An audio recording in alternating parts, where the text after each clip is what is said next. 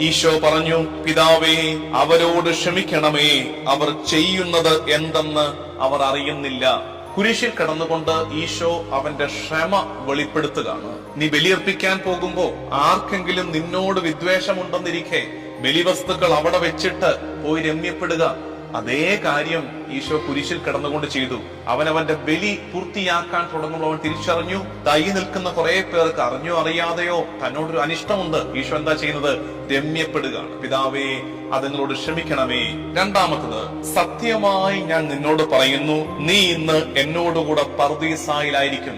ഈശോ കുരിശിൽ കിടന്നുകൊണ്ട് പർദീസായുടെ വാതിൽ മനുഷ്യകുലത്തിനായി തുറക്കുകയാണ്. മൂന്നാമത്തത്, അമ്മയോട് പറയുന്നു, സ്ത്രീയെ, ഇതാ നിന്റെ മകൻ. അനന്തരം അവൻ ആ ശിശുവിനോട് പറഞ്ഞു, ഇതാ നിന്റെ അമ്മ. ഇപ്പൊ സ്ത്രീയെ, ഇതാ നിന്റെ മകൻ എന്ന് പറഞ്ഞ് ഈ ശിഷ്യഗണത്തെ, സഭയെ മറിയത്തിന് ഭരമേൽപ്പിക്കുന്നു.